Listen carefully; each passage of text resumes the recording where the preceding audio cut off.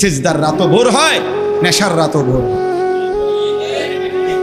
হ্যাঁ, আজ রাত যে যুবক আল্লাহকে সিজদা দেয় তারও ভোর হয়, যে মদের নেশায় পড়ে থাকে তারও কি হয়ে যায়, ভোর হয়।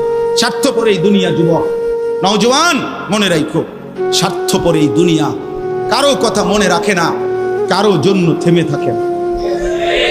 আমি এই পরশুদিন দেখছি, গতকালকের আগের দিন সকাল 6:30 বাজে আমি আমার বাজারে, ময়নামতি সাবের বাজার, ওইখানে দেখছি একটা হাইয়েস্ট গাড়ি একটা ট্রাকের মুখোমুখি হইয়া, হাইয়েস্ট গাড়িটার ড্রাইভারটা জাগাত তারে বাইরে করছে টাইম না হেসরাইয়া, কিছুক্ষণের মধ্যে লোকটা মারা গেছে। আমি একটা জিনিস খেয়াল করছি, অনেকক্ষণ তাকাইয়া আমার সাথে ড্রাইভারের আমি বললাম, কি স্বার্থপর এই দুনিয়া, একটা গাড়ি কেউ তার জন্য থামলো না, কারো হাতে সময় নাই, সবাই হরন দিয়া সাইড করে এমনে হেমনে করে সব চলে যায়, কোনো ড্রাইভারও থামে না বন্ধু, যে একটা লোক তো মরে গেছে, আরে মরে গেছে, তুই মরে গেছ, আমার হাতে সময় নেই। এই জন্য স্বার্থপর এই দুনিয়া, বড় স্বার্থপর, হয় কারো জন্য থামে না, কারো কথা অপেক্ষা করে না, চলতে তোমার কথা কেউ মনে রাখবে না। তুমি যদি নষ্ট হয়ে যাও, তুমি যদি কবরে আযাব হয়, তোমার যদি জাহান্নামের আগুন তোমারে পুড়তে হয়, আল্লাহর কসম বন্ধু, তোমার পতন তুমি করে দিলা, নিজের নষ্ট তুমি করে দিলা, শেষ পর্যন্ত দেখবা কেউ তোমার কথা মনে রাখবে না। এই পৃথিবী ধোঁকা, ধোঁকা। চলো এই জন্য আল্লাহর দিকে ফিরে আসি।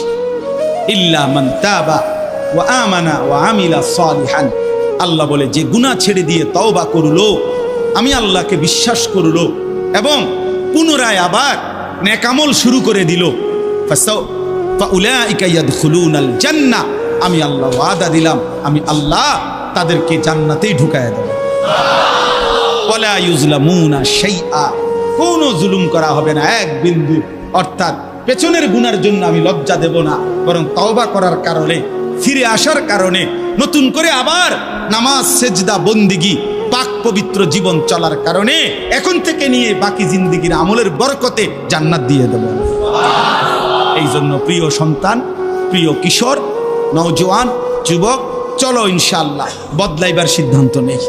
সবাই এই পরিমাণ শাহওয়াত, এই পরিমাণ অবৈধ কামনা বাসনা, নারী ছবি অশ্লীলতা বেহায়াপনাতে মাতাল হয়ে গেছে বন্ধু, চারিদিকে, সমাজের চারিদিকে। হজ্জের সফরে ছিলাম, যে কয়দিন যাই খোঁজ খবর নিছি, দেশের খবর একটাই, হত্যা, খুন, ধর্ষণ, নারী নির্যাতন। আর সবচেয়ে আশ্চর্যের কথা হলো, আমি মনে হয় আমার এই ছোট্ট হায়াতে গত 30 বছরে আমি যেই কথাটা এতবার শুনি নাই, গত 2 মাসে বারবারই শুনি চারিদিকে পরকিয়া। এটা এই পরিমাণ সমাজে বেড়ে গেছে, অসভ্যতা, যে স্বামী থাকতো নারী অন্য পুরুষের প্রতি আসক্ত, স্ত্রী থাকতো ওই জানোয়ার অন্য নারীতে আসক্ত, এটা খুব বেশি পরিমাণ বেড়ে যাচ্ছে, যার কারণে আপনজনকে হত্যা করতে পর্যন্ত লজ্জিত হচ্ছে না। এর চাইতে বড় আশ্চর্য, আশ্চর্য বাংলাদেশে এর চাইতে বড়, এর চাইতে দুর্দর্শ হত্যার ঘটনাও 2 দিনে কি হয়ে যায় খবর বোঝা যায়, কিন্তু এখানে কেন বোঝা যাচ্ছে না? বোঝা যাচ্ছে এটা স্পষ্ট, আপনজনের এটা ধামাচাপা দেওয়ার জন্য সব রকমের প্রসেসিং করা হচ্ছে, সব প্রসেসিং করা হচ্ছে। অসহায় ইমাম মুয়াজ্জিনকে বেইজ্জতি কেউ করতে পারে নাই, কোন আলেমে দ্বীন ইনশাআল্লাহ বেইজ্জতি হবেও না ইনশাআল্লাহ। মনে রাখি, মনে রাখি, গতকালকে রাত্রেও আমাদের কুমিল্লায় গত 3 মাস আগে একজন আলেমে দ্বীনকে একজন প্রিন্সিপাল বেইজ্জতি করছিল, অপমান করে সামান্য অজুহাতে মসজিদ থেকে বিদায় করে দিছিল। ওই কলেজের ছেলেরা গতকালকে রাত্রে ওই মসজিদের ভিতরে ঢুকাইয়া 9 ঘন্টা আটকাইয়া তারে তার হাতে ছাত্রদের উপস্থিতিতে তারে পদত্যাগ পত্র দিয়া ঘাট ধরে কলেজ থেকে বের করে দিছে। আল্লাহ তাআলা বেইজ্জতি করে দেখায় দিছে। ছাত্ররা বলছে, স্যার সই দেন, আপনারে 50 টাকা দিব। মানে 50 টাকা, 100 টাকার লোভ সামলাইতে পারেন নাই, নেন পদত্যাগ পত্র, সই দেন। এজন্য দোস্ত, নারীর আসক্তি, জিনা, বেবিচার, পরকীয়া, অসভ্যতা, যুবক ভাই তোমরা বাঁচতে হবে। নওজোয়ান, আল্লাহ যদি হায়াত দেয় তোমরে, আগামী সময়টা তোমরা তো পৃথিবীতে থাকতে হবে। এই সমাজ, এই দেশ তো আলাদা করতে পারতা না, তুমি তো এই জমিন ছেড়ে দিতে পারতা না বন্ধু। সম্পদ যদি হয়, তোমরা সব ছেলে তো একসাথে চাঁদের দেশে যাইতে পারতা না, আরেকখানে যাইতে পারতা না। এই সমাজ নিয়ে বাঁচতে হবে, এই দেশ, এই মাটি, এই এলাকা নিয়ে তো তোমাদেরকে বাঁচতে হবে ভাইয়া।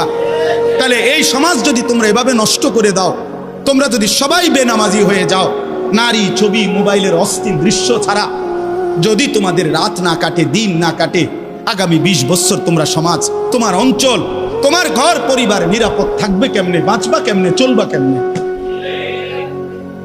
চলবা কেমনে বলো ভাইয়া? 9 বছরের বাচ্চা মেয়ে যদি নিরাপত্তা না পায়, আমার সমাজ কি পরিমাণ অশান্ত হয়ে গেছে। হ্যাঁ, কেমনে বাঁচবা ভাই? তোমারও তো বোন আছে, তোমারও তো ছোট্ট বোন আছে, তোমারও তো ছোট বোন আছে, তোমার বোনেরও তো নিরাপত্তা দরকার। তুমি তো এই সমাজ থেকেই, এই পৃথিবী থেকেই কোনো না কোনো নারীকে বিয়ে করবা, তারও তো চরিত্রের পবিত্রতা দরকার, দরকার না? তো কেমনে মিলবে ভাইয়া? কেমনে মিলবে? সবাই যদি এমন চরিত্রহীন হয়ে যাও, নারী ছাড়া, ছবি ছাড়া, মোবাইল ছাড়া, উলঙ্গ দৃশ্য দেখা ছাড়া তোমাদের রাত কাটে না, দিন কাটে না, আমার সন্তানরা কেমনে আগামীর পৃথিবীতে তোমরা বাঁচবা ভাইয়া বলো? তোমাদের অনেক ছেলের চেহারা দেখলেই তো বোঝা যায় কতদিন হয় নামাজ পড়ে, কতদিন হয় মালিকরে একটা সেজদা দেয়। চুল নিয়ে এত ব্যস্ত হয়ে গেলা কেন? চুলের ফ্যাশনের উপরে এত অস্থির হইলা কেন? কে দেখে তোমার চুল? কীর্ত দেখে? কারে দেখাবো সব চুল? মানুষের আর কাজ নাই, মানুষই বুঝি বইয়া বইয়া তোমার চুল দেখবে। তুমি যে সারাদিন চুল নিয়ে ব্যস্ত, শরীর পূজা, দেহের পূজা এভাবে করছো কেন? সারাক্ষণ বুঝি এই শরীর, এই দেহ, এটা নিয়েই ব্যস্ত হয়ে গেলা। সারাক্ষণ একটা নারী বুঝি, একটা নারী, একটা ছবি, একটা বেড়ি, একটা উলঙ্গ দৃশ্য, এর জন্যই পৃথিবীতে আসা। এই রাত দিন বুঝি মোবাইলে দেখবা, ছবি দেখবা, নারী দেখবা, সারাদিন বুঝি নারীর জন্যই পৃথিবীতে আসা। তোমার আর কাম নাই, আর কোনো উদ্দেশ্য নাই দোস্ত আমার। ঠিক হলো না, ঠিক করলা না ভাইয়া, ভালো করলাম। অর্থাৎ যারা নামাজ পড়ে না, আল্লাযীনা তারাকুস সালাহ, টোটালি নামাজ যারা ছেড়ে দিছে, তারা প্রজন্মের উত্তম তো না, নিকৃষ্ট না, তারা কোনো জেনারেশনে না, তারা কোনো মানুষে না, তারা কোনো কিচ্ছু না, এর কোনো গণাতে ধরে নাই। ওই প্রথমেই বাদ গণাত ধরছে, অরে নিকৃষ্ট হিসেবে বলতে চাইছে আল্লাহ এখানে যারা তাদের নামাজকে নষ্ট করে দেয়। তাফসীরের মধ্যে লিখছে নামাজ নষ্ট করে দেয় মানে কি? 1 নাম্বার, যে ব্যক্তি নামাজকে যথাসময়ে আদায় করে না, ইউআখিরুনাস সালাহ, তাখির করে, নামাজ সবসময় দেরিতে পড়ে। নামাজ সবসময় কখন পড়ে? দেরিতে পড়ে। আল্লাহ তাআলা বলছেন ওরা ওই সমাজের নিকৃষ্ট মানুষ। ফাওয়াইলুল লিল মুসাল্লিন আল্লাযীনা হুম আন সালাতিহিম সাহুন। আল্লাহ তাআলা বলেন ওই নামাজীদের জন্য জাহান্নাম। ওয়াইল, জাহান্নামের একটি গুহা, জাহান্নামের একটা অংশ, জাহান্নামের ভীষণ আযাব। আল্লাহ তাআলা বলছে তারা আল্লাযীনা হুম আন সালাতিহিম সাহুন, যারা তাদের নামাজের মধ্যে সাহুন, অলস, নামাজকে সবসময় দেরি করে, নামাজকে সবসময় দেরি করে। জোহরের আজান হয়েছে 1টা বাজে, এবারটা জোহরের নামাজ পড়তে গেছে 4:30 বাজে, 4:30 ওরা নামাজ পড়ছে লুঙ্গিটারে বইটা, গামছা একটা কান্দে দিয়া, রুকু সিজদা 3-4টা মেরে দিল আর কি। এটা নামাজ হইলেন। এটা করতাম হুজুর, সময় কুলাইতারি না, কিরছেন আপনি ঘাস কাটছে, এতক্ষণ গরু গোসল করাইছে, গরু গোসল করাইছে। গরু গোসল করানোটা খুব দামি দরকারি বিষয়। নামাজকে এরকম প্রতিনিয়ত যে বিলম্ব করে আল্লাহ তাআলার কোরআনের ভাষায় তারা নিকৃষ্ট মানুষ। আদাউস সালার অন্তর্ভুক্ত নামাজকে বিলম্ব। আচ্ছা, হাদিসের মধ্যে আছে, কোরআনেও আছে, যে ব্যক্তি নামাজে অবহেলা করে, আল্লাহর কসম, আল্লাহও বলছে, নবীজিও বলছে, সে মুনাফিক। ইন্নাল মুনাফিকিনা ইউখাদিউনা আল্লাহ ওয়া হুয়া খাদিউহুম ওয়া ইযা কামু ইলাস সালাতি কামু কুসালা। কোরআন শরীফে আল্লাহ মুনাফিকের 1 নম্বর পরিচয় বলছে, মুনাফিক সে যে নামাজ পড়ে অলসভাবে। নামাজ পড়ে কিভাবে? তাহলে নামাজ যে পড়ে না তার ব্যাপারে বলেন, কথা বলেন না কেন? তারে মুনাফিকও বলে নাই। তুই কোনো মানুষে না বেটা, তুই কোনো কাতারে নাই, তোর কোনো আলোচনাই নাই। আলোচনা ওই ব্যক্তিরে যে নামাজ পড়ে অলসভাবে, খামখেয়ালি করে। দাঁড়াইবার কথা 2 পায়ে, দাঁড়াইছে 1 পায়ে। বুঝলেন? অলস নামাজের। রাসূলুল্লাহ সাল্লাল্লাহু আলাইহি সাল্লাম বলছেন, তিলকা সালাতুল মুনাফিক, ওই নামাজ মুনাফিকের নামাজ।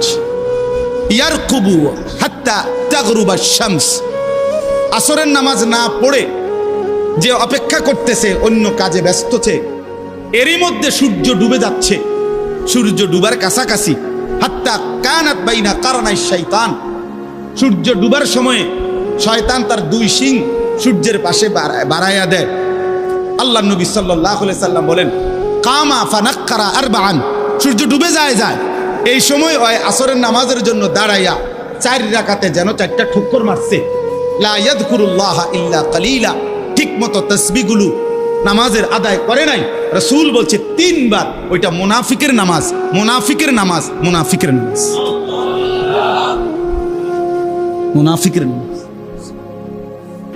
তোর মতো নিকৃষ্ট, নির্লজ্জ, বেহায়া আল্লাহর জমিনে তো কোনো কুত্তাও হয় না, কোনো কুত্তাও তো এরকম হইতে পারে না। কুত্তাও যদি আল্লাহ তাআলা সেজদার হুকুম দিত তো সে দিত, তাকে তো আল্লাহ সেজদার হুকুম দেয় নাই, এই জন্য সে সেজদা দেয় না। তুমি নাফরমানের তো আল্লাহ সেজদার হুকুম দিছিল, দিলা না কেন? তোমার তুলনা তো জানোয়ারের সাথেও হয় না। এই জন্য তো আল্লাহ বলছে বালহুম আদাল, ওই জানোয়ারের চাইতে নিকৃষ্ট। ওর উদাহরণ নাই, ওর তুলনা কুকুরের সাথেও না, ওর তুলনা শুকরের সাথেও না। আল্লাহর কোন সৃষ্টির অন্তর্ভুক্ত না। বলো মিয়া, এত বিবেকহীন কেমনে হইলা? আফা হাসিবতুম আন্নামা খালাকনাকুম আবাসান, কি ভেবেছো বান্দা আমি তোমাকে অনর্থক বানিয়েছি? তোমাকে আমি একদিন, আমি আল্লাহ 1 সেকেন্ডে চাইলে পারি, কুন ফায়াকুন, আমি হও বললেই হয়ে যায়। সেই আমি 9 মাস কেন লাগাইলাম? 9 মাস লাগাইলাম। আরে বলো কি বান্দা, নিজ হাতে খালাকতুহু বিয়াদিয়া, আল্লাহ বলেন আমি আমার নিজ কুদরতি হাতে আমার বান্দাকে আমি বানাইছি, আমি বানাইছি।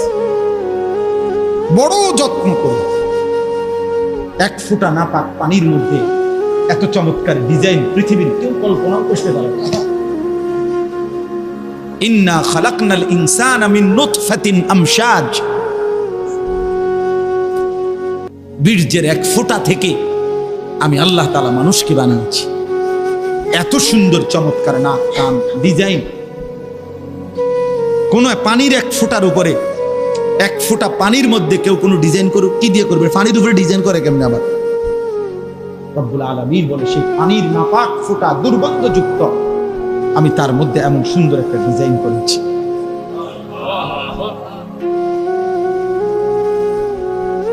কেমনে ভুলে গেলাম? মা গাররাকা বিরাব্বিকাল কারীম, আমার মতো মেহেরবান দয়ালু মাওলা 24 ঘন্টা যে তোমাকে অজস্র অগণিত নিয়ামত দিচ্ছি, এই আসমান জমিন, এই চাঁদ সূরজ আলো বাতাস, এক সেকেন্ড বান্দা এই বাতাস বন্ধ করে দিলে তুমি নিশ্চিহ্ন হয়ে যাবে। তুমি এই পৃথিবীতে নিঃশ্বাস ত্যাগ করে মৃত্যুবরণ করবা। একটা নিঃশ্বাসের জন্য তুমি এতটা মুখাপেক্ষী আমি আল্লাহর কাছে, সেই আমাকে একটা সিজদা দিবা না? সেই আমাকে একবারও ডাকবা না?